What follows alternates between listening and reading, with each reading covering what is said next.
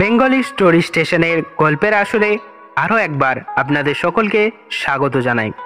ভিন্ন স্বাদের এই গল্পের আসরে আজ আপনারা শুনবেন বাংলা সাহিত্যের কিংবদন্তি সাহিত্যিক সত্যজিৎ রায় রচিত কাহিনী প্রফেসর শঙ্কু ও রক্তমৎস্য রহস্য। গল্প পাঠে তন্ময়, গল্পের সূত্রধর আমি প্রিয়ম। আশা করছি এই গল্পটি আপনাদের ভালো লাগবে।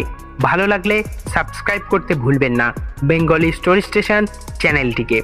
Bengali story station, your story partner. শুরু করছি আজকের কাহিনী প্রফেসর শঙ্কু ও রক্তমৎস্য রহস্য।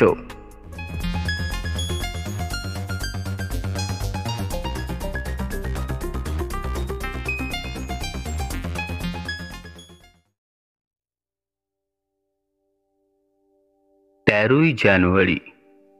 গত কদিনে উল্লেখযোগ্য ঘটনা ঘটেনি, তাই আর ডায়েরি লিখিনি। আজ একটা স্মরণীয় দিন, কারণ আজ আমার লিঙ্গুয়াগ্রাফ যন্ত্রটা তৈরি করা শেষ হয়েছে। এই যন্ত্রে যে কোনো ভাষার কথা রেকর্ড হয়ে গিয়ে 3 মিনিটের মধ্যেই তার বাংলা অনুবাদ ছাপা হয়ে বেরিয়ে আসে। জানোয়ারের ভাষার কোনো মানে আছে কিনা সেটা জানার একটা বিশেষ আগ্রহ ছিল।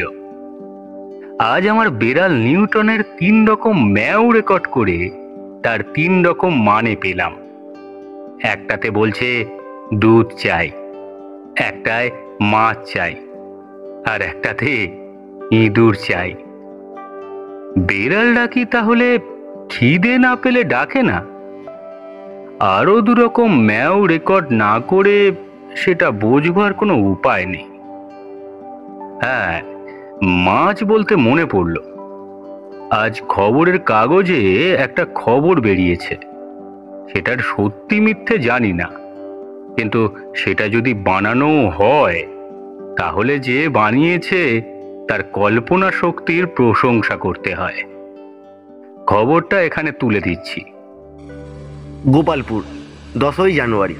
গোপালপুরের সমুদ্র তীরে একটি আশ্চর্য ঘটনা স্থানীয় সংবাদদাতার একটি আশ্চর্য বিবরণে প্রকাশ পাইয়াছে। উক্ত বিবরণে বলা হইয়াছে যে গত কল্য সকালে নুলিয়া শ্রেণীর কতিপয় ধীবর জাল ফেলিয়া সমুদ্র হইতে মাছ ধরিয়া সেই জাল ডাঙায় ফেলিবা মাত্র উহা হইতে 20-25টি রক্তাভ মস্ত লাফাইতে লাফাইতে পুনরায় সমুদ্রের জলে ঝাঁপাইয়া পড়িয়া জলমধ্যে অদৃশ্য হইয়া যায়। নুলিয়াদের কেহই নাকি এই মৎস্যের জাত নির্ণয় করিতে পারে নাই, এবং জালবদ্ধ মৎস্যের এহেন ব্যবহার নাকি তাহাদের অভিজ্ঞতায় এই প্রথম। আমার প্রতিবেশী অনিমেষ বাবু খবরটা পড়ে বললেন, এই তো সবে শুরু। এবার দেখবেন জল থেকে মাছ ডাঙায় ছিপ ফেলে মানুষ ধরে ধরে ফ্রাই করে খাচ্ছে। জলচর, স্থলচর আর বোমচর, এই 3 শ্রেণীর জীবের উপরেই মানুষ যে অত্যাচার এতদিন চালিয়ে এসেছে, হ্যাঁ, একদিন না একদিন যে তার ফল ভোগ করতে হবে তাতে আর আশ্চর্য কি? আমি তো মশাই অনেকদিন থেকেই নিরামিষ ধরার কথা ভাবছি। এই শেষের কথাটা অবশ্যই ডাহা মিথ্যে। কারণ আর কিছু না হোক, অন্তত ইলিশ মাছ ভাজার গন্ধ পেলে যে অবিনাশবাবু আর নিউটনের মধ্যে কোনো তফাৎ থাকে না, সেটা আমি নিজের চোখে বহুবার দেখেছি। তাও অবিনাশবাবু একটু আধটু বাড়িয়ে বলেই থাকেন, তাই আমি আর কিছু বললাম না। আজ ঠান্ডাটা বেশ ভালোভাবেই পড়েছে, এটাও একটা ঘটনা। আমার ল্যাবরেটরির থার্মোমিটার সকালে দেখাচ্ছে 42 ডিগ্রি ফারেনহাইট। গিরিডিতে বহুকাল এরকম ঠান্ডা পড়েনি। আমার এয়ার কন্ডিশনিং ফিল্ডটা কাজ দিচ্ছে ভালো। শার্টের বুক পকেটে একটা বড়ি রেখে দিই, আর তার ফলে গরম জামার কোনো প্রয়োজন হয় না। 16ই জানুয়ারি। আজকের স্টেটসম্যানের প্রথম পাতায় একটা খবরের বাংলা করে দিচ্ছি। ওয়ালটেয়ার, 14ই জানুয়ারি। স্থানীয় একটা খবরে প্রকাশ যে গতকাল সকালে একটি নরওয়েজীয় যুবক সমুদ্রে স্নানরত অবস্থায় একটি মাছের দ্বারা আক্রান্ত হয়ে প্রাণ ত্যাগ করে। লার্স কনস্ট্যান্ট নামক 28 বছর বয়সের এই যুবক তারই এক মাদ্রাজি বন্ধু পরমেশ্বরের সঙ্গে জলে নেমেছিল। কোনো এক সময়ে ভারতীয় যুবক তার বন্ধুর গলায় এক আর্তনাদ শুনে তার দিকে ফিরে দেখে একটি বিঘৎ প্রমাণ লাল রঙের মাছ কনস্ট্যান্টের গলায় কামড়ে ধরে ঝুলে আছে। পরমেশ্বর তার বন্ধুটির কাছে পৌঁছানোর আগেই মাছটি জলে লাফিয়ে পড়ে অদৃশ্য হয়ে যায়, আর তার পর মুহূর্তেই কনস্ট্যান্টও অজ্ঞান হয়ে পড়ে। শুকনো বালির উপর কনস্ট্যান্টকে এনে ফেলার সঙ্গে সঙ্গেই তার মৃত্যু হয়। এই ঘটনা সম্পর্কে পুলিশ তদন্ত করছে। আপাতত ওয়াল্টিয়ারের সমুদ্রে স্নান নিষিদ্ধ বলে ঘোষণা করা হয়েছে। প্রথমে গোপালপুর, তারপর ওয়াল্টিয়ার। দুটো মাছ একই জাতের বলে মনে হয়। হয় দুটো খবরকেই মিথ্যে বলে উড়িয়ে দিতে হয়, না হয় দুটোকেই বিশ্বাস করতে হয়। আজ সারাদিন ধরে মাছ সম্বন্ধে পড়াশোনা করেছি। যতই পড়ছি ততই ঘটনা দুটির অস্বাভাবিকত্ব বুঝতে পারছি।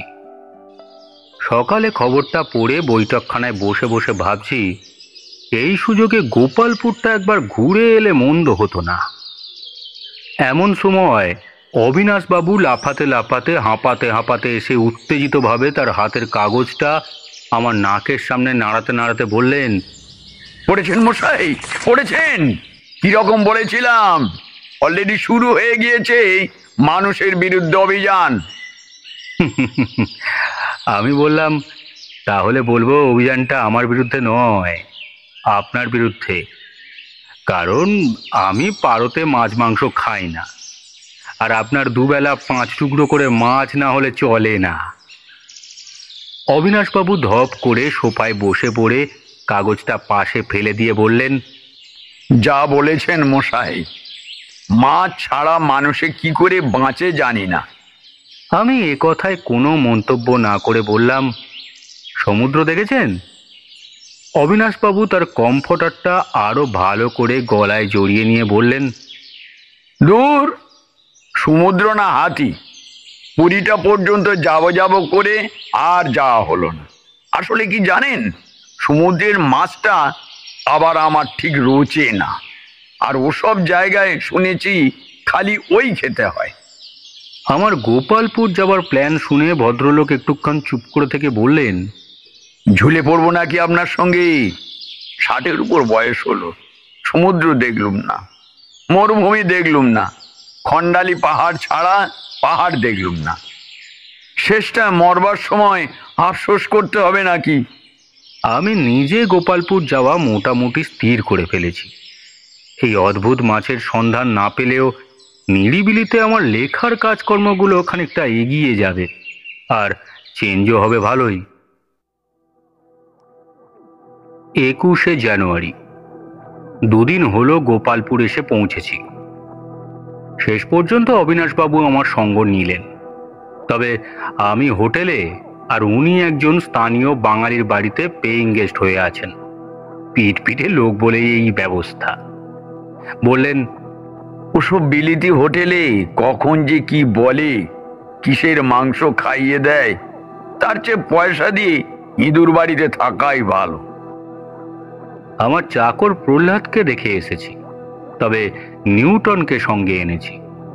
ও এসেই সমুদ্র তটের কাঁকড়াদের নিয়ে ভারী ব্যস্ত হয়ে পড়েছে। এখনো পর্যন্ত রক্ত মাছের কোনো হদিশ পায়নি। এখানে ভদ্রলোকেদের মধ্যে কেউই ও মাছ দেখেনি। যে নুলিয়াদের জালে মাছগুলো ধরা পড়েছিল তাদের সঙ্গে কথা বলেছি। তারা তো বলে এরকম ঘটনা তাদের 14 পুরুষের জীবনে কখনো ঘটেনি।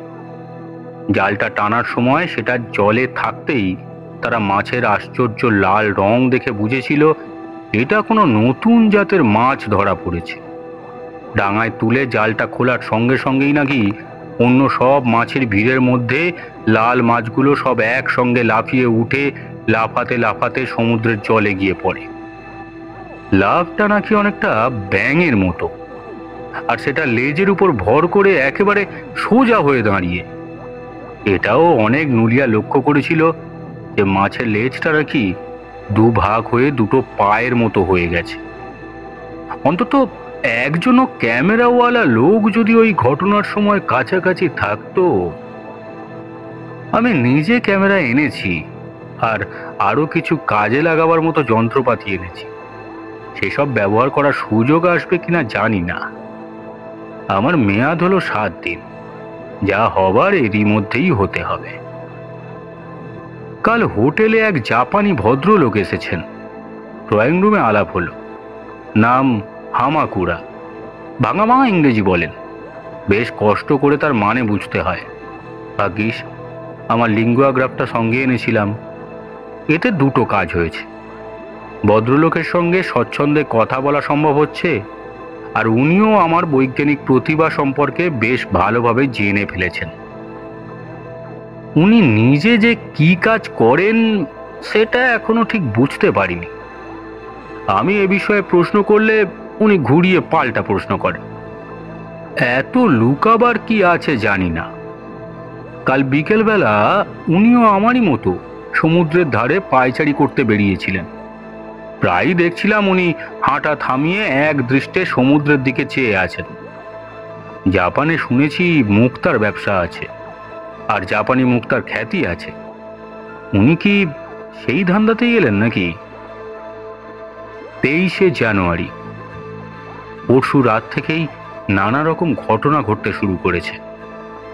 জাপানি ভদ্রলোকটি যে আমারই সমগোত্রীয়, অর্থাৎ উনিও যে বৈজ্ঞানিক, আর তার গোপালপুর আসার উদ্দেশ্যটা কি, এসব খবর কি করে জানলাম সেটা আগে বলি। গতকাল রোজকার মতো ভোরবেলা উঠে সমুদ্রের ধারে গিয়ে নুলিয়াদের জাল টানা দেখছিলাম। এমন সময় জালে একটা নতুন ধরনের সামুদ্রিক জীব উঠল।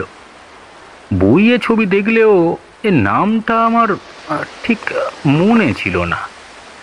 ওটার স্থানীয় নাম কিছু আছে কিনা সেটা নুলিয়াদের জিজ্ঞেস করতে যাব, এমন সময় পিছন থেকে হামাকুড়ার গলা পেলাম। Lion fish. সত্যিই তো, লায়ন ফিশ। আমি বেশ একটু অবাক হয়ে বললাম, তোমার এসব ব্যাপারে ইন্টারেস্ট আছে বুঝি? ভদ্রলোক একটু হেসে বললেন, ওটাই হলো ওর পেশা। সামুদ্রিক প্রাণীতত্ত্ব নিয়ে 25 বছর ধরে গবেষণা করছেন তিনি। এটা শুনে আমি তাকে আবার নতুন করে তার গোপালপুরে আসার কারণটা জিজ্ঞেস করলাম। হামাকুড়া বললেন তিনি আসছেন সিঙ্গাপুর থেকে। ওখানে সমুদ্রের উপকূলে গবেষণার কাজ করছিলেন। হঠাৎ একদিন গোপালপুরে জামুপিনি ফিশের কথা পড়ে সেটা দেখার আশায় এখানে চলে আসেন। জামুপিনি যে জাম্পিং সেটা বুঝতে অসুবিধা হলো না। জাপানিরা যুক্তাক্ষরকে ভেঙে কিভাবে দুটো আলাদা অক্ষরের মতো উচ্চারণ করে সেটা একদিনে জেনে গেছে। হসন্ত ব্যাপারটাও এদের ভাষায় নেই, আর নেই লয়ের ব্যবহার। সিঙ্গাপুর আর গোপালপুর তাই হামাকুড়ার উচ্চারণে হলো সিনুগাপুরো আর গোপালপুরো। আর আর আমি হয়ে গেছি প্রফেসরও সোনকু। যাই হোক, আমিও হামাকুড়াকে বললাম যে আমারও গোপালপুর আসার উদ্দেশ্য ওই এক, কিন্তু যেরকম ভাবগতিক দেখছি তাতে আশাটা খুব লাভবান হবে বলে মনে হচ্ছে না। হামাকুড়া আমার কথাটা শুনে কি যেন বলতে গিয়েও বলল না। বোধহয় ভাষার অভাবেই তার কথাটা আটকে গেল। সন্ধ্যার দিকটা রোজই আমরা বারান্দায় বসে থাকি। বারান্দা থেকে এক ধাপ নামলেই বালি, আর বালির উপর দিয়ে 100 গজ হেঁটে গেলেই সমুদ্র। কাল বিকেলে আমি আর হামাকুড়া পাশাপাশি ডেক চেয়ারে বসে আছি, আর অবিনাশবাবু একটা করাত মাছের দাঁত কিনে এনে আমাদের দেখাচ্ছেন আর বলছেন, এইটে বাড়িতে রাখলে আর চোর আসবে না। এমন সময় একটা অদ্ভুত ব্যাপার হলো। সন্ধ্যার আবছা আলোতে স্পষ্ট দেখতে পেলাম সমুদ্রের মাঝখান থেকে কি যেন একটা লম্বা জিনিস বেরিয়ে উঠল, আর তার পর মুহূর্তেই তার মাথার উপর একটা সবুজ আলো জ্বলে উঠল। হামাকুড়া জাপানি ভাষায় কি জানি বলে লাফিয়ে উঠে তার ঘরে চলে গেল। তারপর সে ঘর থেকে খটখট, খুটখুট, পিঁপি ইত্যাদি নানান রকম শব্দ বেরোতে লাগলো। সবুজ আলোটা দেখি ক্রমাগত জ্বলছে, নিভছে, তারপর তারপর এক সময় সেটা আর নিভল না, জ্বলেই রইল। এদিকে অবিনাশবাবু উত্তেজিত হয়ে পড়েছেন, বললেন, এই যে বায়োস্কোপ দেখছি মশাই, কি হচ্ছে বলুন তো? ওই জিনিসটা কি? এবার হামাকুড়া ঘর থেকে বেরিয়ে এলো। তাকে দেখে মনে হলো সে ভারী নিশ্চিন্ত বোধ করছে এবং খুশিও বটে।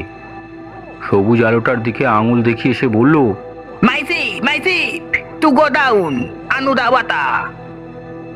বুঝলাম সেটা সাবমেরিন জাতীয় একটা কিছু, আন্ডার ওয়াটার অর্থাৎ সমুদ্রের তলায় চলে। তা ওতে কে আছে? Tanaka my friend. Your friend? Hamakura ঘন ঘন মাথা নেড়ে বলল, we two scientist go down to study live আনুদাওয়াতা। অর্থাৎ আমরা দুজন সায়েন্টিস্ট, আমরা go down to study live under water. বুঝলাম তানাকা হলো হামাকুড়ার সহকর্মী। ওরা দুজনে একসঙ্গে সমুদ্র গর্ভে নেমে সামুদ্রিক জীবজগৎ সম্পর্কে গবেষণা করছে। এবার বেশ স্পষ্ট বুঝতে পারলাম যে জাহাজটা আমাদের দিকেই এগিয়ে এসেছে, আর আলোটা ক্রমেই উজ্জ্বল হয়ে উঠেছে। হামাকুড়া বারান্দা থেকে বালিতে নেমে জলের দিকে হাঁটতে শুরু করলো। আমরা দুজন তার পিছু নিলাম। জাহাজটা সম্পর্কে ভারী কৌতূহল হচ্ছিল। হামাকুড়া যে এতদিন এইটেরই অপেক্ষা করছিল সেটা বুঝতে পারলাম। অবিনাশবাবু বালির উপর দিয়ে হাঁটতে হাঁটতে আমার কানে ফিসফিস করে বললেন, আপনার সঙ্গে আত্মরক্ষার জন্য অস্ত্রশস্ত্র আছে আশা করি। আমার কিন্তু এদের ভাবগতি ভালো লাগছে না মশাই। হয় এরা গুপ্তচর, নয় স্মাগলার, এ আমি বলে দিন। জলের উপর দিয়ে যেভাবে সাবমেরিনটা তীরে চলে এলো তাতে বুঝলাম যে সেটা অ্যাম্ফিবিয়ান, অর্থাৎ জলেও চলে, ডাঙাতেও চলে। পুরীর সমুদ্র তীর হলে এতক্ষণে হাজার লোক এই জাহাজ দেখতে জমে যেত, কিন্তু গোপালপুরে এই জাহাজ আসার কথা জানলাম কেবলমাত্র আমি, অবিনাশবাবু আর হামাকুড়া। আয়তনে জাহাজটা আমাদের হোটেলের একটা কামরার চেয়ে বেশি বড় নয়।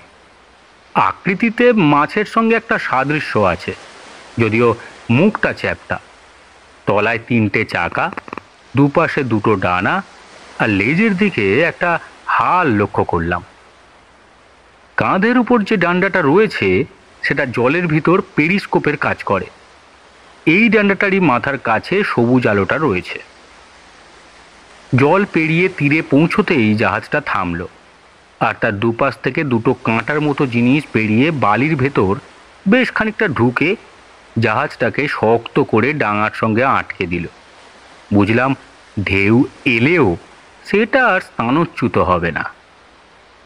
তারপর দেখলাম জাহাজের এক পাশের একটা দরজা খুলে গিয়ে তার ভিতর থেকে একজন চশমা পরা বেঁটে খাটো গোলগাল হাসি খুশি জাপানি ভদ্রলোক বেরিয়ে এসে হামাকুড়ার সঙ্গে হ্যান্ডশেক করে আমাদের দিকে ফিরে বারবার নতজানু হয়ে অভিবাদন জানাতে লাগলো। তারই ফাঁকে অবশ্যই হামাকুড়া তার সহকর্মীর সঙ্গে আমাদের পরিচয় করিয়ে দিলেন। অবিনাশবাবু এবার ফিসফিস করে বললেন, অতিভক্তি তো চোরের লক্ষণ বলে জানতাম। ইনি এত বারবার হেঁটে হচ্ছেন কেন বলুন তো? আমিও ফিসফিস করে বললাম, জাপানে চোর, ছেঁচোর, সাধু, সন্ন্যাসী সবাই ওভাবে হেঁট হয়, ওতে সন্দেহ করার কিছু নেই। সমুদ্র তীর থেকে হোটেলে ফিরে আসার পর সমস্ত ব্যাপারটা পরিষ্কারভাবে জানলাম। তানাকাও ছিল সিঙ্গাপুরে হামাকুড়ার সঙ্গে। সে গোপালপুর পর্যন্ত সমস্ত পথটা সমুদ্রের তলা দিয়েই এসেছে, আর হামাকুড়া এসেছে আকাশপথে আর স্থলপথে। গোপালপুরকে ঘাঁটি করে ওরা দুজন সমুদ্রের তলায় অভিযান চালাবে রক্ত মৎস্যের সন্ধানে। আমি জিজ্ঞেস করলাম, আচ্ছা মিস্টার তানাকা, যে এতখানি পথ জলের তলা দিয়ে এলেন, তিনি কি সেই আশ্চর্য লাল মাছ একটাও দেখতে পাননি? তানাকা হামাকুড়ার চেয়েও কম ইংরেজি জানেন। আমি লিঙ্গুয়াগ্রাফের সাহায্যে বুঝতে পারলাম যে রক্ত মাছের কোনো চিহ্নই তিনি দেখেননি, কিন্তু অন্য জলচর প্রাণীর হাবে ভাবে একটা অদ্ভুত চাঞ্চল্য লক্ষ্য করেছেন। রেঙ্গুনের উপকূল দিয়ে আসার সময় অনেক মাছকে মরে পড়ে থাকতে দেখেছেন। তার মধ্যে কিছু হাঙর আর কিছু শুশকও ছিল। এসবের কারণ তানাকা কিছুই অনুমান করতে পারেন, কিন্তু তার একটা ধারণা হয়েছে যে রক্ত মাছ না হলেও অন্য কোনো জলচর প্রাণীর দৌরাত্ম্য এসব মৃত্যুর কারণ হতে পারে। তানাকাকে ক্লান্ত মনে হওয়াতে তখন আর তাকে প্রশ্ন করে বিরক্ত করলাম না। আমার ঘরে এসে অবিনাশবাবু বললেন, সমুদ্রের তলায় এভাবে দিব্যি চলে ফিরে বেড়াচ্ছে, এ তো ভারী অদ্ভুত ব্যাপার। কালে কালে কি না হলো। ভদ্রলোক এখনো জানেন না যে সাবমেরিন বলে একটা জিনিস বহুদিন হলো আবিষ্কার হয়েছে, আর লোকে সেই তখন থেকেই জলের তলায় চলাফেরা করছে। তবে খুব বেশি গভীরে নামা আগে সম্ভব ছিল না, সেটা বোধহয় এই জাপানি আবিষ্কৃত জাহাজে সম্ভব হচ্ছে। অবিনাশবাবু বললেন, জানেন, এই জায়গাটা চট করে একঘেয়ে হয়ে যাবার একটা সম্ভাবনা ছিল, কিন্তু এখন দেখছি বেশ জমে উঠেছে। একটা রোমাঞ্চ অনুভব করছি। এত কাছ থেকে দুটো জাপানিকে একসঙ্গে দেখব, এ কোনোদিন ভাবতেই পারিনি। তবে ওইসব মাছ ফাছের ব্যাপারে আমার বিশ্বাস হয় না মশাই। লাল মাছটা আবার নতুন জিনিস হলো নাকি? গিরিডিতে আমাদের মিত্রদের বাড়িতেই তো এক গামলা ভর্তি লাল নীল কত রকম মাছ রয়েছে, আর লাফে চলাটাই আর কি এমন আশ্চর্য বলুন। ওই কই মাছ কানে হাঁটতে কি দেখেননি আপনারা? সেও তো এক রকমের লাফানোই হলো। অবিনাশবাবু চলে যাওয়ার পর খাওয়া দাওয়া সেরে ঘন্টা দুয়েক একটা প্রবন্ধ লেখার কাজ খানিকটা এগিয়ে রেখে ঘর থেকে বেরিয়ে আবার বারান্দায় গিয়ে দাঁড়ালাম। এখানে রাত 9টা থেকে ইলেকট্রিসিটির গোলমেলে হোটেলের বাতিগুলো নিভে গিয়েছিল, তাই বেয়ারা এসে ঘরে মোমবাতি দিয়ে গিয়েছে।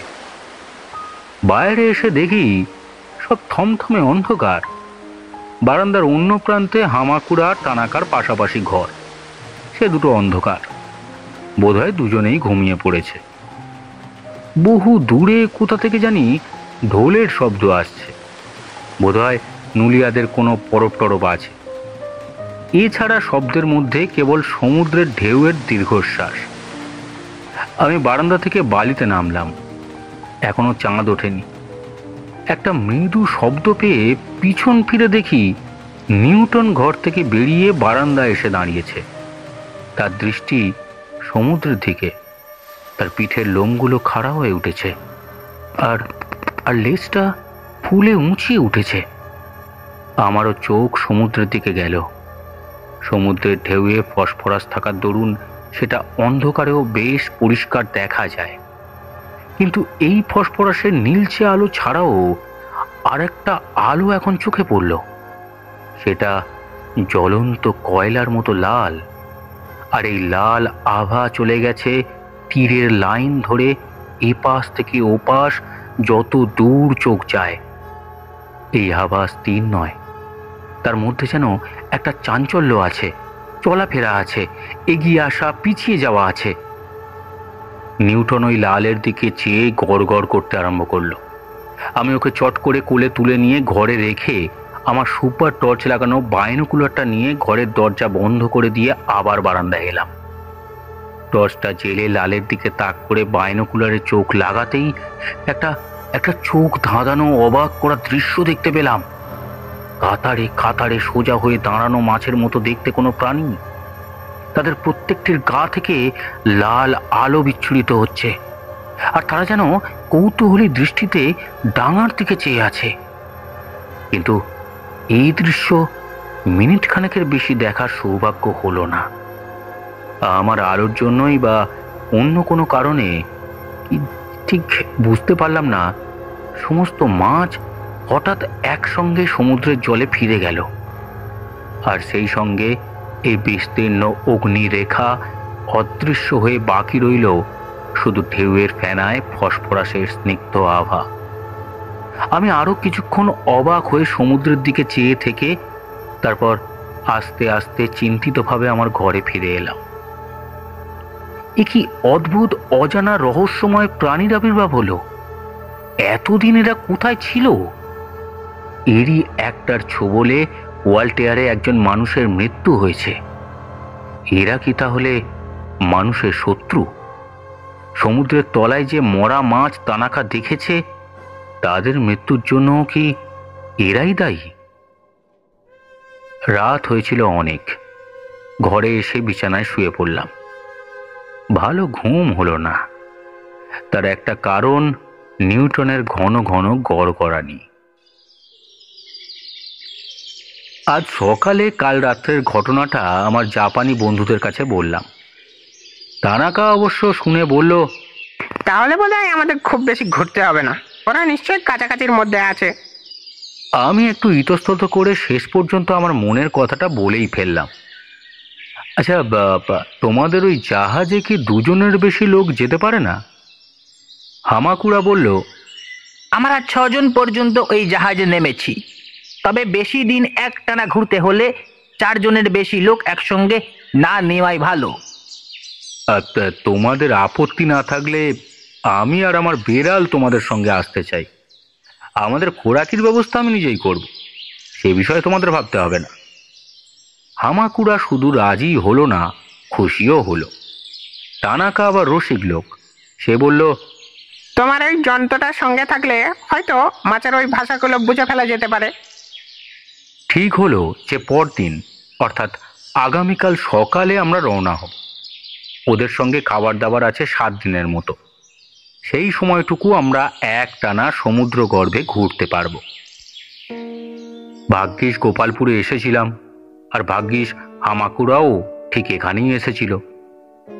সময় পেলে এরকম একটা জাহাজ আমার পক্ষে তৈরি করে নেওয়া অসম্ভব ছিল না, কিন্তু আপাতত এই জাপানিদের সাবমেরিনের জন্য ভগবানকে ধন্যবাদ না দিয়ে পারলাম না। আমাদের হোটেলের ম্যানেজার একজন সুইস মহিলা। তাকে বলে দিলাম আমাদের ঘরগুলো যেন অন্য কাউকে দিয়ে দেয়া না হয়। এই ভদ্র মহিলাটির মতন এমন কৌতূহল মুক্ত মানুষ আমি আর দেখিনি। আমাদের এত উত্তেজনা, এত জল্পনা কল্পনা, এমনকি রক্তমৎস্যের গতরাত্রের আবির্ভাবের বর্ণনাও যেন তাকে বিন্দু মাত্র বিচলিত করল না বা তার কৌতূহল উদ্রেক করল না। তিনি কেবল বললেন, যে কদিন থেকেছো তার ভাড়াটা চুকিয়ে দিলে যে কদিন থাকবে না তার ভাড়াটা আমি ধরবো না। তোমাদের যদি দুর্ভাগ্যক্রমে সলিল সমাধি হয়, তাই আমি ভাড়াটা আগে থেকে দিয়ে দিতে বলছি। আশ্চর্য হিসেবি মহিলা। দুপুরের দিকে অবিনাশবাবু এসে আমাকে গোছগাছ করতে দেখে বললেন, কি মশাই, ফেরার তাল করছেন নাকি? সবই তো খেলা জমেছে। আমি অবিনাশবাবু সম্পর্কে একটু কিন্তু কিন্তু বোধ করছিলাম, তবে এটাও বুঝেছিলাম যে এখন অবিনাশবাবুর কথা ভাবলে চলবে না। তিনি এর মধ্যেই 2-1 স্থানীয় বাঙালি ভদ্রলোকের সঙ্গে বেশ ভাব জমিয়ে নিয়েছেন। কাজেই তাকে যে একেবারে অকুল পাথারে ফেলে দিয়ে যাচ্ছি তাও নয়। আমার গোছগাছের কারণ বলাতে অবিনাশবাবু এক মুহূর্তের জন্য থ মেরে গিয়ে তারপর একেবারে হাত পা ছুঁড়ে চেঁচিয়ে উঠলেন, তলে তলে আপনি এই সব মতলব ভাবছিলেন? আপনি তো আচ্ছা সেলফিশ লোক মশাই। শুধু আপনারই হবে কেন এই প্রিভিলেজ? আপনি বৈজ্ঞানিক হতে পারেন, কিন্তু আপনি মাছ সম্বন্ধে কি জানেন? আমি তো তবু মাছ খোর, ভালোবেসে মাছ খাই, আর আপনি তো প্র্যাকটিক্যালি মাছ খানই না। আমি কোনো মতে তাকে থামিয়ে টামিয়ে বললাম, আপনাকে যদি সঙ্গে নিই তাহলে খুশি হবেন? আলবাত হব, এমন সুযোগ ছাড়ে কি? আমার বউ নেই, ছেলে নেই, পুলে নেই, আমার বন্ধনটা কিসে? এতে তবু একটা কিছু করা যাবে। লোককে অন্তত বলতে পারবো যে ফরেনে গেছি। তা সে মাছের দেশ না মানুষের দেশ, সেটা বলার কি দরকার? হামাকুড়াকে অবিনাশবাবুর কথা বলাতে সে এক গাল হেসে বলল, উই জাপান টু, ইউ ভেনেগারি টু, পারফেক্ট টু। অর্থাৎ আমরা জাপানি 2 জন, তোমরা বাঙালি 2 জন, পারফেক্ট। কাল সকালে আমাদের সমুদ্র গর্ভে অভিযান শুরু। কি আছে কপালে ঈশ্বর জানেন। তবে এটা জানি যে এ সুযোগ ছাড়া ভুল হতো। আর যাই হোক না কেন, একটা নতুন জগৎ যে দেখা হবে সে বিষয়ে তো কোনো সন্দেহ নেই। 24শে জানুয়ারি। ঠিক 12 ঘন্টা আগে আমরা সমুদ্র গর্ভে প্রবেশ করেছি। এখানে ডায়েরি লেখার সুযোগ সুবিধা হবে কিনা জানতাম না। এসে দেখছি দিব্যি আরামে আছি। ব্যবস্থা এত চমৎকার, আর অল্প জায়গার মধ্যে কেবিনটা এত গুছিয়ে প্ল্যান করা হয়েছে যে কোনো সময়ে ঠাসাঠাসি ভাবটা আসে না। নিঃশ্বাসের কোনো কষ্ট নেই। খাওয়া দাওয়ার ব্যবস্থাটা জাপানি, আর সেটা আমার ধাতে আসবে না বলে আমি আমার বটিকা ইন্ডিকার একটা বড়ি দিয়ে খাওয়া সেরেছি। আমার আবিষ্কৃত এই বড়ির একটাতেই পুরো দিনের খাওয়া হয়ে যায়। জাপানিরা কাঁচা মাছ খেতে ভালোবাসে, এরাও তাই খাচ্ছে বলে নিউটনের ভারী সুবিধে হয়েছে। অবিনাশবাবু আজ শাকসবজি খেলেন আর এক পেয়ালা জাপানি চা খেলেন। বুঝলাম এতে ওর মন আর পেট কোনোটাই ভরল না। কাল বলেছেন আমার বড়ি একটা খেয়ে নেবেন, যদিও আমি জানি এ বড়িতে ওর একেবারেই বিশ্বাস নেই। আমার নিজের কথা বলতে পারি যে এখানে এসে অবধি খাওয়ার কথাটা প্রায় মনেই আসছে না, কারণ সমস্ত মন পড়ে রয়েছে কেবিনের ওই 3 কোণা জানালাটার দিকে। জাহাজ থেকে একটা তীব্র আলো জানালার বাইরে প্রায় 25 গজ দূর পর্যন্ত আলো করে দিয়েছে, আর সেই আলোতে এক বিচিত্র ক্ষণে ক্ষণে পরিবর্তনশীল জগৎ আমাকে একেবারে স্তব্ধ করে রেখেছে। এইমাত্র 10 মিনিট হলেও আমাদের জাহাজ থেমেছে। হামাকুড়া আর তানাকা ডুবুরির পোশাক পরে জাহাজ থেকে বেরিয়ে কিছু সামুদ্রিক উদ্ভিদের নমুনা সংগ্রহ করতে গেছে। এই যাবার সুযোগটা নিয়ে আমি ডায়েরি লিখে ফেলছি। অবিনাশবাবু বললেন, আপনাকে ওই পোশাক পরিয়ে দিলে আপনি বাইরে বেরোতে পারেন? কেন পারবো না? ওতে তো বাহাদুরের কিছু নেই। জলের তলায় যাতে সহজে চলাফেরা করা যায় তার জন্যই তো ওই পোশাক তৈরি। আপনাকে পরিয়ে দিলে আপনিও পারবেন। অবিনাশবাবু দুহাত দিয়ে তার নিজের দোকান মোড়ে বললেন, রক্ষে করুন মশাই, রক্ষে করুন। বাড়াবাড়িরও একটা সীমা আছে। আমি এর মধ্যেই বেশ আছি। সাত করে হাবুডুবু খাওয়ার মতো ভীমরতি আমার ধরেনি। সকাল থেকে নিয়ে আমরা প্রায় 25 মাইল পথ ঘুরেছি সমুদ্রের তলায়। উপকূল থেকে খুব বেশি দূরে সরে ভিতরের দিকে যায়নি, কারণ মাছগুলো যখন জালে ধরা পড়েছিল আর পরশু রাত্রেও যখন তাদের ডাঙায় উঠতে দেখেছি, তখন তারা যে কাছাকাছির মধ্যেই আছে এটা আন্দাজ করা যেতে পারে। খুব বেশি গভীরেও যায়নি আমরা, কারণ 3-3.5 হাজার ফুটের নিচে সূর্যের আলো পৌঁছয় না বলে মাছও সেখানে প্রায় থাকে না বললেই চল। অন্তত রঙিন মাছ তো নয়, কারণ সূর্যের আলোই মাছের রঙের কারণ। এই 12 ঘন্টার মধ্যেই যে কত বিচিত্র ধরনের মাছ ও সামুদ্রিক উদ্ভিদ দেখেছি তার আর হিসেব নেই। 10 ফুট নিচে নামার পর থেকেই জেলিফিশ জাতীয় মাছ দেখতে পেয়েছি। ওগুলোও যে মাছ সে কথা অবিনাশবাবু বিশ্বাসই করবেন না। খালি বলেন, লেজ নেই, আঁশ নেই, মাথা নেই, কানকো নেই, মাছ বললেই হলো। প্ল্যাংটন জাতীয় উদ্ভিদ দেখে অবিনাশবাবু বললেন, ওগুলো কি মাছ বলে চালাতে চান নাকি? আমি ওকে বুঝিয়ে দিলাম যে ওগুলো সামুদ্রিক গাছপালা। অনেক মাছ আছে যারা এইসব গাছপালা খেয়েই জীবন ধারণ করে। অবিনাশবাবু চোখ কপালে তুলে বললেন, মাছের মধ্যেও তাহলে ভেজিটেরিয়ান আছে? ভারী আশ্চর্য তো। তানাকা উদ্ভিদ সংগ্রহ করে ফিরে এসেছে, আর আমাদের জাহাজ আবার চলতে শুরু করেছে। কাতারে কাতারে মাছের দল আমাদের জানালার পাশ দিয়ে চলে যাচ্ছে। একটা বিরাট চ্যাপ্টা মাছ এগিয়ে এলো আর ভারী কৌতূহলী দৃষ্টি দিয়ে আমাদের কেবিনের ভিতরটা দেখতে লাগলো। জাহাজ চলেছে আর মাছও সঙ্গে সঙ্গে চলেছে। তার দৃষ্টি আমাদের দিকে। নিউটন জানালার সামনে টেবিলের উপর উঠে কাঁচের উপর থাবা দিয়ে ঠিক মাছটার মুখের উপর ঘষতে লাগলো। প্রায় 5 মিনিট এইভাবে চলার পর মাছটা হঠাৎ বেঁকে পাশ কাটিয়ে অদৃশ্য হয়ে গেল। তানাকা দিনের বেলা মাঝে মাঝে সার্চ লাইট নিভিয়ে দিচ্ছেন স্বাভাবিক আলো কতখানি আছে দেখবার জন্য। বিকেলের পর থেকে আলো আর নেভানো হয়নি। ঘণ্টাখানেক আগেই হামাকুড়া বলেছে যদি 1000 ফুট গভীরতার মধ্যে রক্ত মাছ দেখা না যায়, তাহলে আমরা উপকূল থেকে আরো দূরে গিয়ে আরো গভীরে নামবো। এমনও হতে পারে যে এই মাছ হয়তো একেবারে অন্ধকার সামুদ্রিক জগতের মাছ।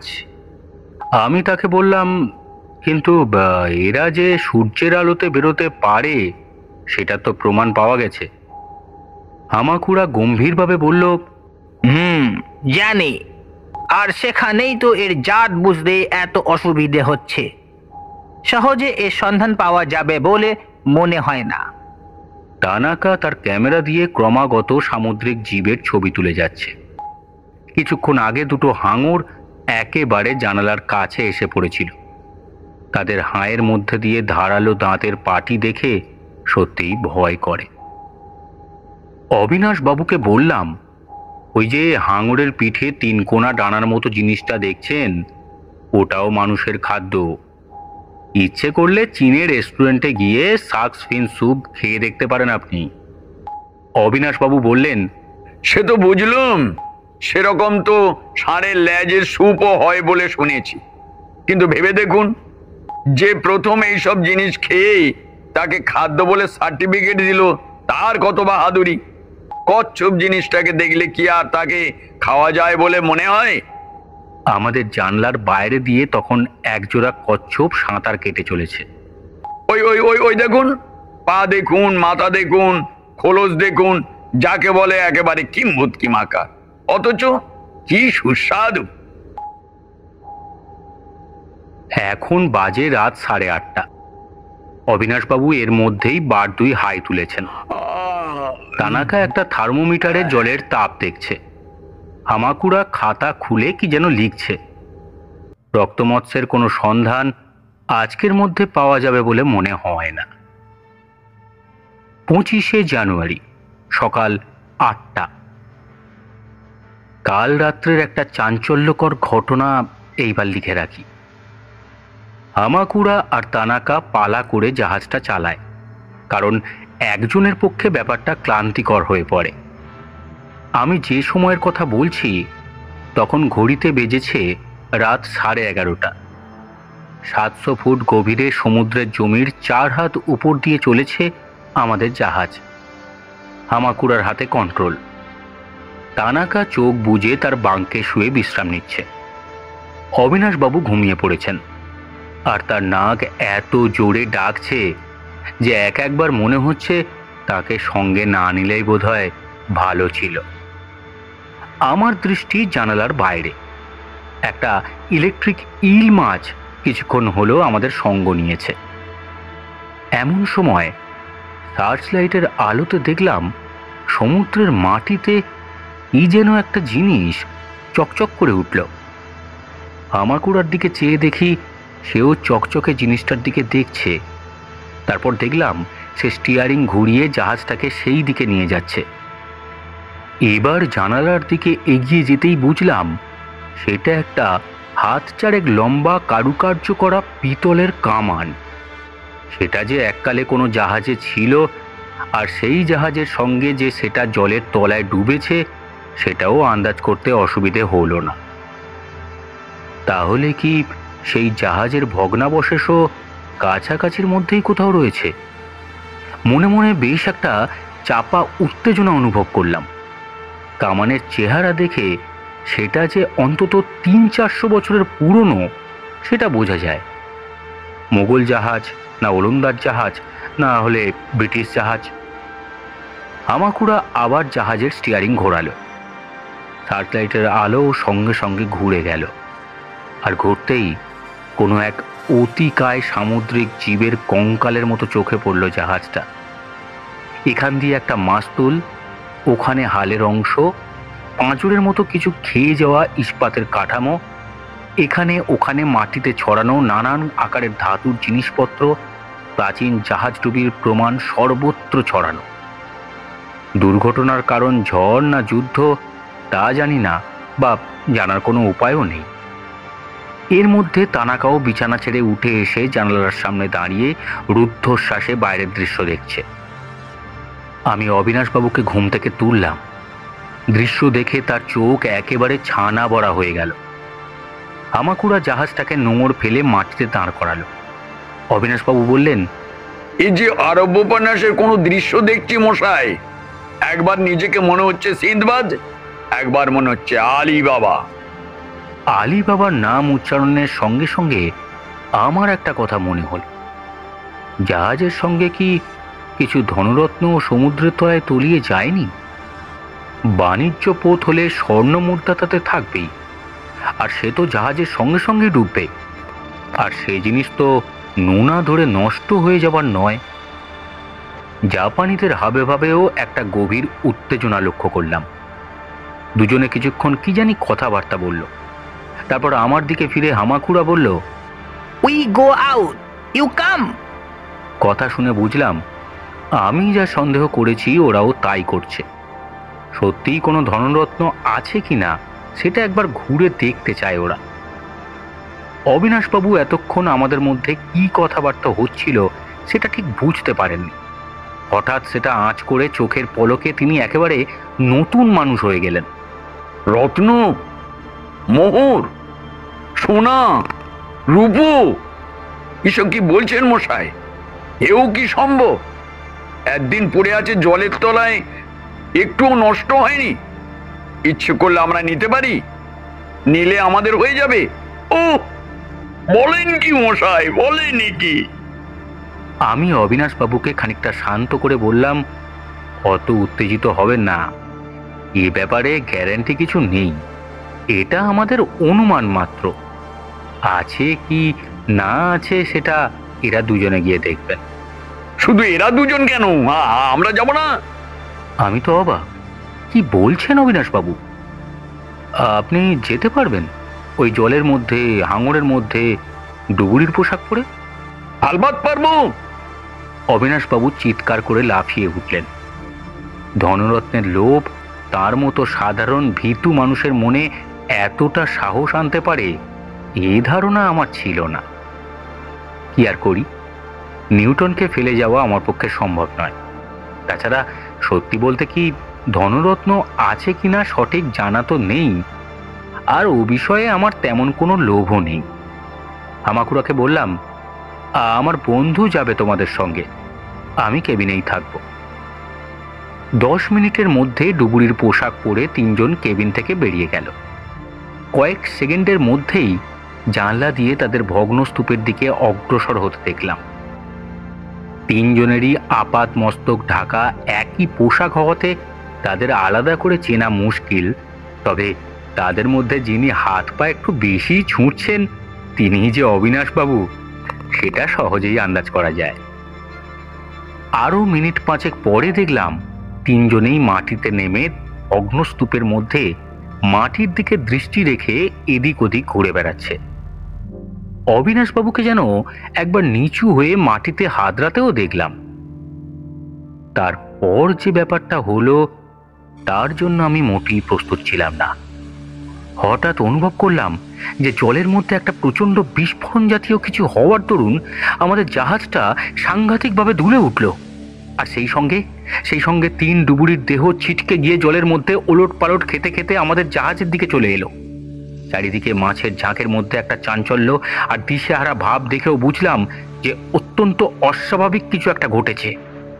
2 জাপানি ও বিশেষ করে অবিনাশবাবুর জন্য অত্যন্ত উদ্বিগ্ন বোধ করছিলাম। কিন্তু তারপর যখন দেখলাম তিনজনেই আবার মোটামুটি সামলে নিয়ে জাহাজের দিকে অগ্রসর হচ্ছে, তখন অনেকটা নিশ্চিন্ত হলাম। হামাকুড়া আর তানাকা অবিনাশবাবুকে ধরাধরি করে কেবিনে ঢুকলো।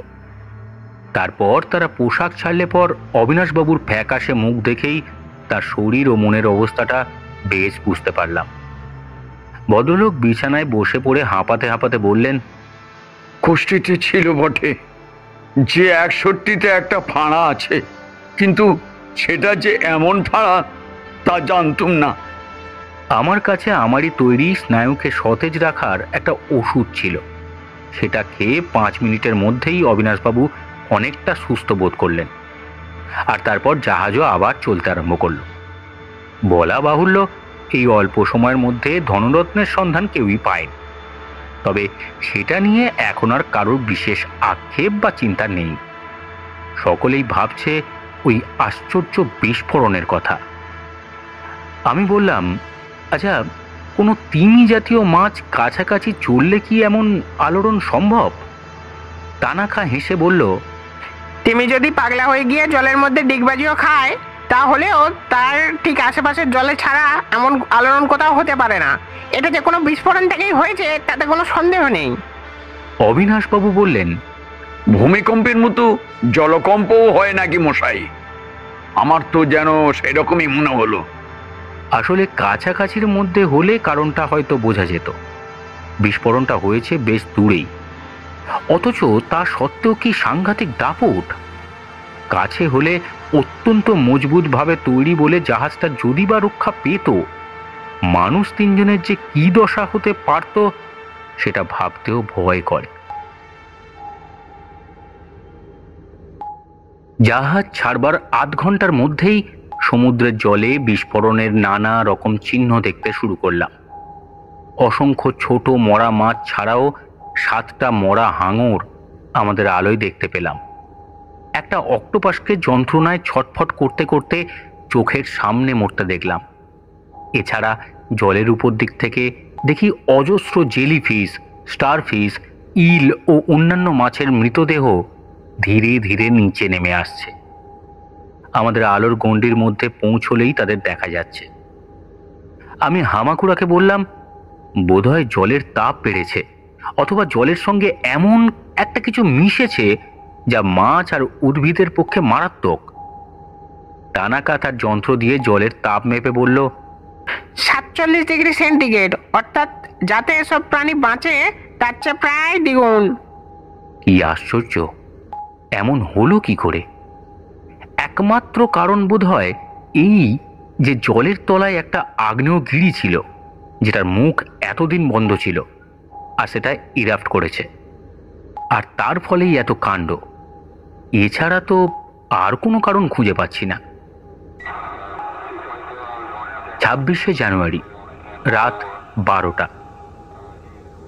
আমাদের ডুবুরি জাহাজের রেডিও সন্ধ্যা থেকে চালানো হয়েছে। দিল্লি, টোকিও, লন্ডন আর মস্কোর খবর ধরা হয়েছে।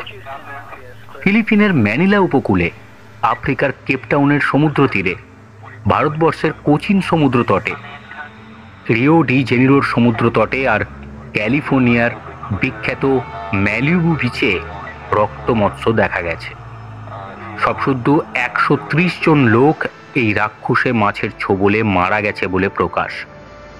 সারা বিশ্বে গভীর চাঞ্চল্য ও বৈজ্ঞানিকদের মনে চরম বিস্ময় দেখা দিয়েছে। বহু সমুদ্রতত্ত্ববিদ এই নিয়ে গবেষণা শুরু করে দিয়েছে। কোথায় কখন রক্তখাকি রক্ত মৎস্যের আবির্ভাব হবে সেই ভয়ে সমুদ্রে স্নান করা প্রায় বন্ধ হয়ে গেছে। এমনকি জলপথে ভ্রমণ অনেক কমে গেছে। যদিও নৌকা বা জাহাজের গা বেয়ে মাছ উঠে মানুষকে আক্রমণ করেছে এমন কোনো খবর এখনো পাওয়া যায়নি। কোত্থেকে কিভাবে এই অদ্ভুত প্রাণীর উদ্ভব হলো তা এখনো কেউ বলতে পারেনি। পৃথিবীতে এভাবে অকস্মাৎ নতুন কোনো প্রাণীর আবির্ভাব গত কয়েক হাজার বছরের মধ্যে হয়েছে বলে আমার জানা নেই। আমরা এর মধ্যে বিকেল 5টা নাগাদ একবার জলের উপরে উঠেছিলাম। গোপালপুর থেকে প্রায় 100 মাইল দক্ষিণে চলে এসেছি আমরা। সমুদ্র তট থেকে জলের দিকে 20 গজ দূরে আমাদের ডুবুরি জাহাজ রাখা হয়েছিল। ডাঙায় কোনো বসতির চিহ্ন চোখে পড়ল না। সামনে বালি, পিছনে ঝাউবন, আর আরো পিছনে পাহাড় ছাড়া আর কিছুই চোখে পড়ে না। নিউটন সমেত আমরা 4 জনই ডাঙায় গিয়ে কিছুক্ষণ পায়চারি করলাম।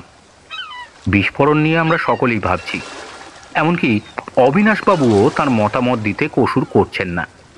একবার বললেন, বাইরে থেকে তাক করে কেউ জলে বোমা টোমা ফেলেনি তো? অবিনাশবাবু খুব যে বোকার মতন বলেছেন তা নয়, কিন্তু জলের মধ্যে বোমা কেন? কার শত্রু সমুদ্রের জলে বাস করছে? জলের মাছ আর উদ্ভিদের উপর কার এত আক্রোশ হবে? আধ ঘন্টা খোলা হাওয়ায় পায়চারি করে আমরা জাহাজে ফিরে এলাম। সূর্যের আলো জলের নিচে যে পর্যন্ত পৌঁছয় তার মধ্যে রক্ত মাছের সন্ধান পাওয়া যায়নি বলে এবার আমরা ঠিক করেছি উপকূল থেকে বেশ কিছুটা দূরে গিয়ে আরও অনেক গভীর জলে নেমে অনুসন্ধান করব। অনেকেই জানেন সমুদ্রের গভীরতম অংশ কতখানি গভীর হতে পারে। প্রশান্ত মহাসাগরের এক একটা জায়গা 6 মাইলেরও বেশি গভীর, অর্থাৎ গোটা মাউন্ট এভারেস্ট তার মধ্যে ডুবে গিয়েও তার উপর প্রায় 2000 ফিট জল থাকবে। আমরা অন্তত 10,000 ফুট অর্থাৎ 2 মাইল নিচে নামবো বলে স্থির করেছি। এর চেয়ে বেশি গভীরে জলের যা চাপ হবে তাতে আমাদের জাহাজকে টিকিয়ে রাখা মুশকিল হতে পারে। এখন আমরা চলেছি 5000 ফুট নিচ দিয়ে। এখানে চিররাত্রি। দুপুরে সূর্য যদি ঠিক মাথার উপরেও থাকে তাহলেও তার সামান্যতম আলো এখানে পৌঁছবে না। এখানে উদ্ভিদ বলে কিছু নেই, কারণ সূর্যের আলো ছাড়া উদ্ভিদ জন্মাতে পারে না। কাজেই প্রবাল, প্ল্যাঙ্কটন ইত্যাদির যে শোভা এতদিন আমাদের ঘিরে ছিল এখন আর তা দেখা যায় না।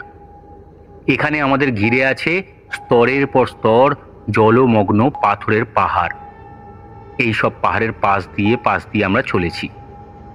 নিচে জমিতে বালি আর পাথরের কুঁচি, তার উপরে স্থির হয়ে বসে আছে না হয় চলে ফিরে বেড়াচ্ছে শামুক ও কাঁকড়া জাতীয় প্রাণী।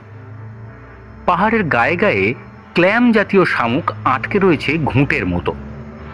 এক জাতীয় ভয়াবহ কাঁকড়া দেখলাম, তারা লম্বা লম্বা রণপার মতো পা ফেলে মাটি দিয়ে হেঁটে চলেছে। এই সব প্রাণীর কোনোটাই উদ্ভিদজীবী নয়। এরা হয় পরস্পরকে খায়, না হয় অন্য সামুদ্রিক প্রাণী যখন মরে নিচে নেমে এসে পড়ে তখন সেগুলোকে খায়। যারা এই জিনিসটা করে তাদের সামুদ্রিক শকুনি বললে খুব ভুল হবে না। তানাকা এখন জাহাজ চালাচ্ছে। 2 জাপানিকেই এর আগে পর্যন্ত হাসি খুশি দেখেছি, এখন দুজনেই গম্ভীর। সার্চ লাইট সব সময় জ্বালানো আছে। একবার নেভানো হয়েছিল, মনে হলো যেন অন্ধকূপের মধ্যে রয়েছি। তবে আলো নেভালে একটা জিনিস হয়, অন্ধকারে চলাফেরা করতে হবে বলেই বোধ হয় এখানকার কোনো কোনো মাছের গা থেকে আলো বেরোয়, আর তার এক একটা রং ভারী সুন্দর। এই আলো একেবারে নিয়ন আলোর মতো। একটা মাছের নামই নিয়ন মাছ। জাহাজের আলো নেভাতে এরকম 2-1 মাছকে জলের মধ্যে আলোর রেখা টেনে চলে বেড়াতে দেখা গেল। এমনিতে এই গভীর জলের যে সমস্ত প্রাণী তাদের গায়ের রঙের কোনো বাহার নেই, বেশিরভাগই হয় সাদা না হয় কালো। অবিনাশবাবু মন্তব্য করলেন, সমস্ত জগৎটার উপর একটা মৃত্যুর ছায়া পড়েছে বলে মনে হয়, তাই না? কথাটা ঠিকই। শহর, সভ্যতা, পথ ঘাট, মানুষ, বাড়ি গাড়ি এসব থেকে যেন লক্ষ মাইল দূরে আর লক্ষ বছর আগেকার কোনো আদিম বিভীষিকাময় জগতে চলে এসেছি আমরা। অথচ আশ্চর্য এই যে এই জগৎ আসলে আমাদের সমসাময়িক, আর এখানেও জন্ম আছে, মৃত্যু আছে, খাওয়া আছে, ঘুম আছে, সংগ্রাম আছে, সমস্যা আছে। তবে তা সবই একেবারে আদিম স্তরে, যেমন সত্যিই হয়তো লক্ষ বছর আগে ছিল। তানাকা কি জানি একটা দেখে চিৎকার করে উঠল, লেখা থামাই।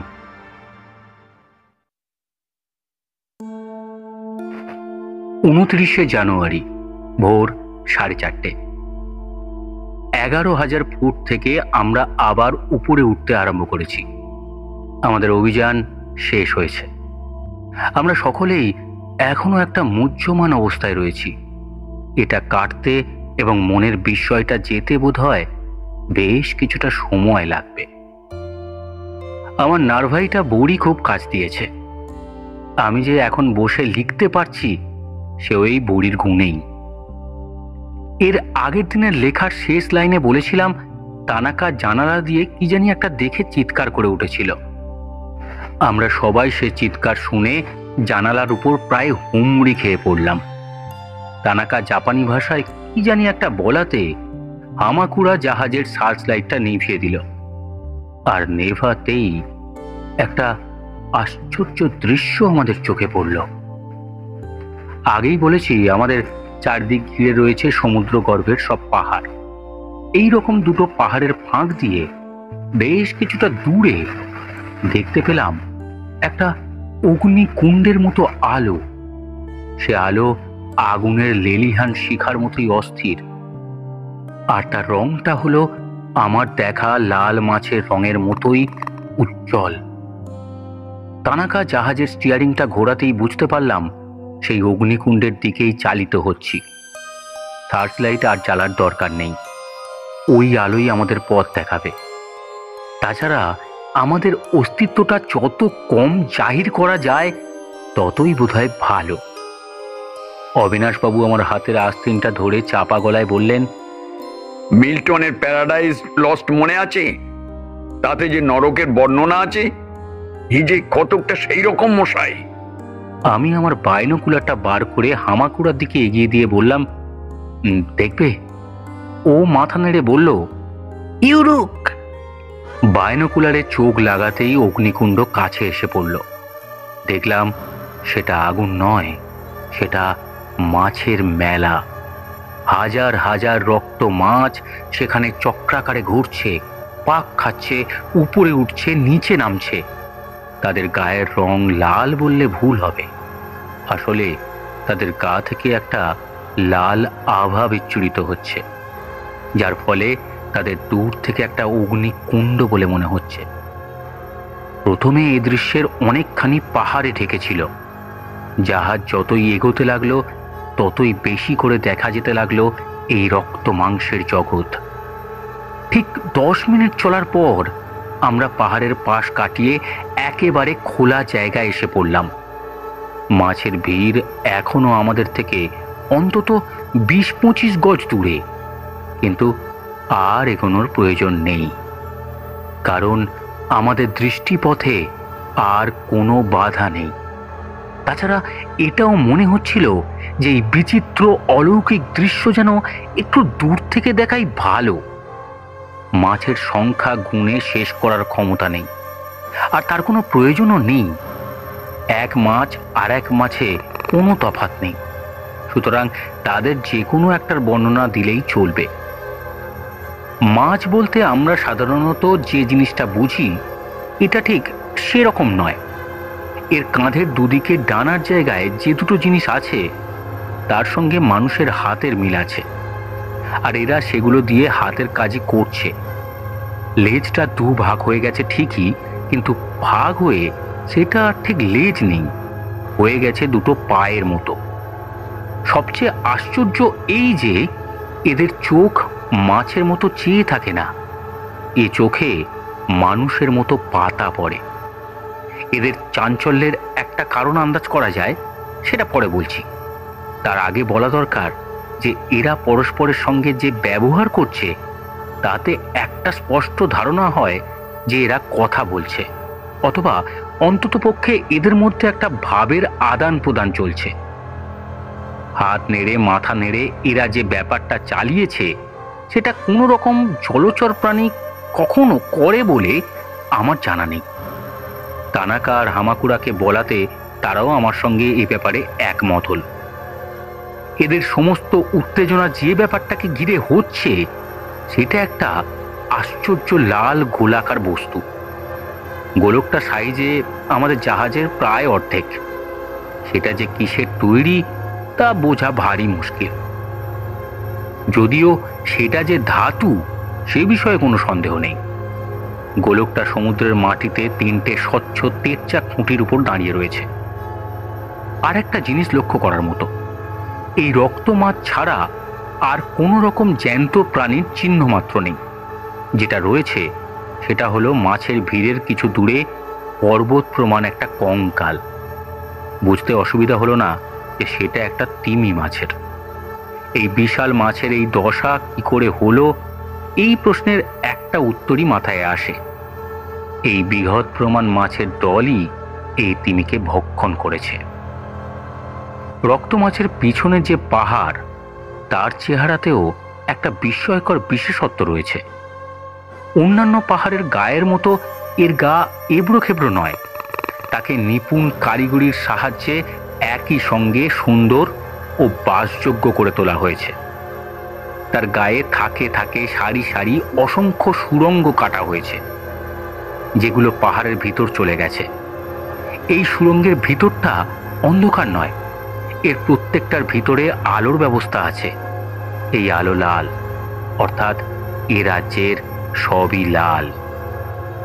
এই সব দেখতে দেখতে আমার মাথার ভিতরটা কেমন জানি করতে লাগলো। চোখটা ধাঁধিয়ে গিয়েছিল অবশ্যই, কিন্তু মাথার এ ভাবটা সে কারণে নয়। এমন আশ্চর্য ধারণা হঠাৎ আমার মনে উদিত হবার ফলেই এই অবস্থা। এরা যদি পৃথিবীর প্রাণী না হয়, যদি এরা অন্য কোনো গ্রহ থেকে পৃথিবীতে এসে থাকে, হয়তো তাদের নিজেদের গ্রহে আর জায়গায় কুলোচ্ছে না, তাই পৃথিবীতে এসে বসবাস করতে। হামাকুড়াকে কথাটা বলতেই সে বলে উঠল, ওয়ানুডাফুরু ওয়ানুডাফুরু। আমার নিজেরও ধারণাটাকে ওয়ান্ডারফুল বলেই মনে হয়েছিল। শুধু তাই নয়, এটা সম্ভবও বটে। এ প্রাণী পৃথিবীতে সৃষ্টি হতে পারে না, হলে সেটা এতদিন মানুষের অজানা থাকতো না। কারণ বিশেষত এরা যে শুধু জলের তলাতেই থাকে তা তো না, এরাও ভয়চর। ডাঙায় উঠে এরা মানুষ মারতে পারে, ডাঙা থেকে হেঁটে এরা জলে নামতে পারে। হামাকুড়া হঠাৎ বলল, ওরা মুখ দিয়ে কোনো শব্দ করছে কিনা এবং সেই শব্দের কোনো মানে আছে কিনা সেটা জানা দরকার। শুশুক মাঠ শীষ দেয়, সেটা বোধহয় তুমি জানো। সেই শীষ রেকর্ড করে জানা গেছে সেটা এক রকমের ভাষা। ওরা পরস্পরের সাথে কথা বলে মনের ভাব প্রকাশ করে। এরাও হয়তো তাই করছে। এই বলে হামাকুড়া কেবিনের দেওয়ালের একটা ছোট দরজা খুলে তার ভিতর থেকে একটা হেডফোন জাতীয় জিনিস বার করে কানে পড়ল। তারপর টেবিলের উপর অনেকগুলো বোতামের মধ্যে দু একটা একটু এদিক ওদিক ঘোরাতেই তার চোখে মুখে বিস্ময় ও উল্লাসের ভাব ফুটে উঠল। তারপর হেডফোনটা খুলে আমাকে দিয়ে বলল, শোনো। সেটা কানে লাগাতেই নানা রকম অদ্ভুত তীক্ষ্ণ শব্দ শুনতে পেলাম। তার মধ্যে একটা বিশেষ শব্দ যেন বারবার উচ্চারিত হচ্ছে। এটা কি শুধুই শব্দ, না এর কোনো মানে আছে? অবিনাশবাবু দেখি এর ফাঁকে আমার লিঙ্গুয়াগ্রাফ যন্ত্রটা বার করে আমার দিকে এগিয়ে ধরে বসে আছেন। এরকম বুদ্ধি নিয়ে তো উনি অনায়াসে আমার অ্যাসিস্ট্যান্ট হয়ে যেতে পারতেন। কিন্তু কোনো ফল হলো না। কোনো শব্দেরই কোনো মানে আমার যন্ত্রে লেখা হলো না। অথচ যন্ত্র খারাপ হয়নি, কারণ জাপানি ভাষায় অনুবাদ গড়গড় করে হয়ে যাচ্ছে। কি হলো তাহলে? হামাকুড়া বলল, এর মানে একটাই হতে পারে যে ওরা যে কথা বলছে তা কোনো প্রতিশব্দ আমাদের ভাষায় নেই। অর্থাৎ ওদের ভাষা আর ওদের ভাব দুটোই মানুষের চেয়ে আলাদা। এতে আরো বেশি মনে হয় যে ওরা অন্য কোনো গ্রহের প্রাণী, মিন্স এরিয়ান। যন্ত্রটা রেখে দিলাম। কি বলছে সেটা জানার চেয়ে কি করছে সেটা দেখাই ভালো। রক্তমৎস্যের দৃষ্টিশক্তি বোধহয় তেমন জোরালো নয়, কারণ আমাদের জাহাজটা তারা এখনো দেখতে পায়নি। তাই কি, নাকি ওদের মধ্যে কোনো একটা কারণে এমন উত্তেজনা সৃষ্টি হয়েছে যে ওদের আশেপাশে কি আছে না আছে সেদিকে ওরা ভ্রুক্ষেপই করছে না? বিনা কারণে এমন চাঞ্চল্য কোনো প্রাণী প্রকাশ করতে পারে সেটা বিশ্বাস করা কঠিন। এটা ভাবতে ভাবতেই হঠাৎ মাছের হাবভাবে একটা পরিবর্তন লক্ষ্য করলাম। তারা হঠাৎ দুই দলে ভাগ হয়ে গেল। তারপর দুই দল গোলকটার দুদিকে গিয়ে সেটাকে যেন বারবার ধাক্কা মেরে সরাতে চেষ্টা করতে লাগলো। তারপর দেখি তারা গোলকটাকে চারপাশ থেকে ঘিরে একই সঙ্গে সেটার দিকে চার্জ করে গিয়ে তাতে ঠেলা মারছে। এই জিনিসটা তারা প্রায় 5 মিনিট ধরে করল। তারপরেই এক মর্মান্তিক ব্যাপার ঘটতে দেখলাম। দল থেকে একটি একটি করে মাছ ছটফট করতে করতে যেন নির্জীব হয়ে মাটিতে পড়ে যেতে লাগলো। হঠাৎ যেন কিসে তাদের প্রাণ শক্তি হরণ করে নিচ্ছে। সেটা কি ক্লান্তি, বা কোনো ব্যারাম, বা অন্য কিছু? একটু চিন্তা করতেই বিদ্যুতের একটা ঝলকের মতো সমস্ত জিনিসটা আমার কাছে পরিষ্কার হয়ে গেল। অন্য কোনো গ্রহ থেকে এই উভয়চর প্রাণীরা এসেছে পৃথিবীতে বসবাস করতে। জলের ভাগ এখানে বেশি, তাই জলেই নেমেছে, কিংবা হয়তো জলেই থাকবে বলে এসেছে। তারপর হয় জলের তাপ বা জলে কোনো গ্যাস বা ওই জাতীয় কিছুর অভাব বা অতিরিক্ততা এদের জীবন ধারণের পথে বাধা সৃষ্টি করেছে। তাই এদের কেউ কেউ জল থেকে ডাঙায় উঠে দেখতে গেছে সেখানে বসবাস করা যায় কিনা। ডাঙায় উঠে দেখেছে মানুষকে। হয়তো ধারণা হয়েছে মানুষ তাদের শত্রু, তাই আত্মরক্ষার জন্য তাদের কয়েকজনকে কামড়িয়ে বা হুল ফুটিয়ে মেরেছে। তারপর তারা জলে ফিরে এসে ক্রমে বুঝতে পেরেছে যে পৃথিবীতে থাকলে তারা বেশি দিন বাঁচতে পারবে না। খুব সম্ভবত ওই লাল গোলকে করেই তারা এসেছিল, আবার ওতে করেই তারা ফিরে যেতে চায়। দুর্ভাগ্যবশত গোলকটা সমুদ্রের মাটিতে এমনভাবে আটকে গেছে যে সেটাকে উপরে তোলা সম্ভব হচ্ছে না। এই মুহূর্তে সে গোলকটাকে আলগা করতে না পারলে হয়তো তাদের সকলেরই সলিল সমাধি হবে। হামাকুড়াকে বললাম, ওই গোলকটাকে যে করে হোক মাটি থেকে আলগা করে দিতে হবে। এদের সাথ দিয়ে আছে বলে তো মনে হয় না। আমাদের জাহাজটাকে দিয়ে ওদের ধাক্কা মারা ছাড়া আর কোনো উপায় নেই। তবে সেটাই করা হোক। চোখের সামনে একের পর এক মাছ মরে পাক খেতে খেতে মাটিতে পড়ছে। এই দৃশ্য আমি আর দেখতে পারছিলাম না। তানাকা জাহাজটাকে চালু করে খুব আস্তে এবং সাবধানে গোলকটার দিকে এগিয়ে নিয়ে যেতে লাগলো। যখন হাত দশেকের মধ্যে এসে পড়েছি তখন আর এক বিদঘুটে ব্যাপার শুরু হলো। মাছগুলো হঠাৎ তাদের ভিড়ের মধ্যে জাহাজটাকে ঢুকতে দেখে বোধহয় ভাবলো কোনো শত্রু তাদের সর্বনাশ করতে এসেছে। তারা দলে দলে আমাদের দিকে মুখ ঘুরিয়ে আমাদের কেবিনের 3 কোণা জানালার কাছে এসে ধাক্কা মারতে আরম্ভ করলো। সে এক দৃশ্য, সমস্ত কেবিনের ভিতরটা লাল আভায় ধকধক করছে। মাছের পর মাছ এসে মরিয়া হয়ে জানালায় ঠক্কর মারছে। তাদের দৃষ্টিতে একটা হিংস্র অথচ ভয়ার্ত ভাব। নিউটনের যা দশা হলো তা লিখে বোঝানো মুশকিল।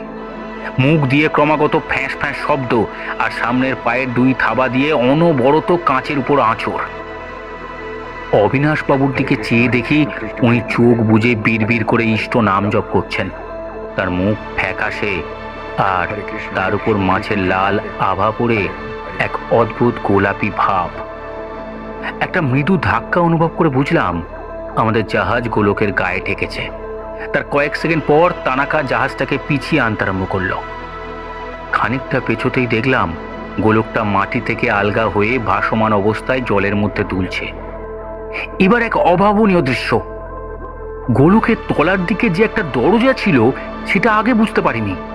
যত জ্যান্ত মাছ বাকি ছিল সব দেখি এবার একসঙ্গে আমাদের জাহাজ ছেড়ে বিদ্যুৎ বেগে গোলকের তলায় গিয়ে হুড়মুড় করে দরজা দিয়ে ভেতরে ঢুকে অদৃশ্য হয়ে গেল।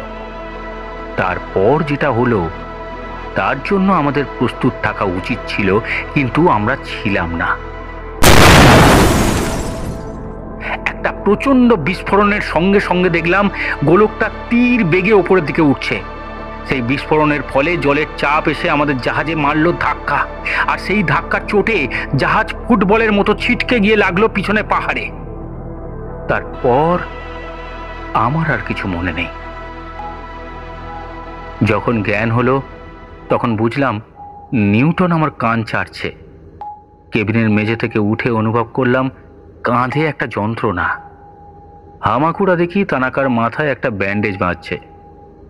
অবিনাশবাবু ছিটকে গিয়ে একটা বিছানার উপর পড়েছিলেন, তাই বোধহয় ওর তেমন চোট লাগেনি। ওকে দেখে মনে হলো উনি বেশ নিশ্চিন্তভাবেই ঘুমোচ্ছেন।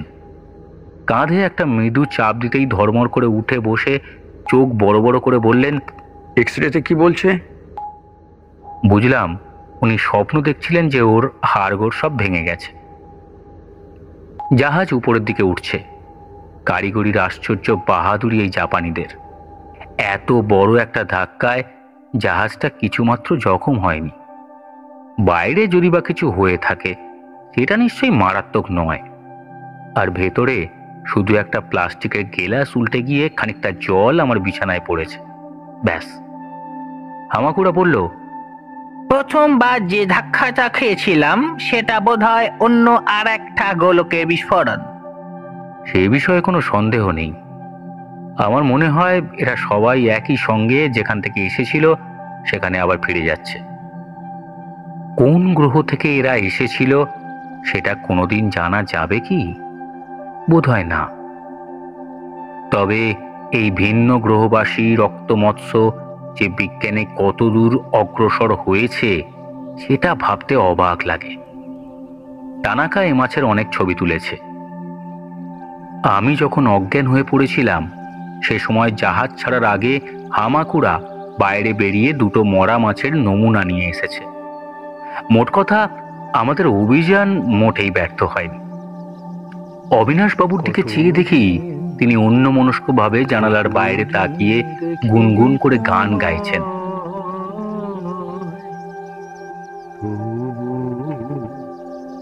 মনে পড়ে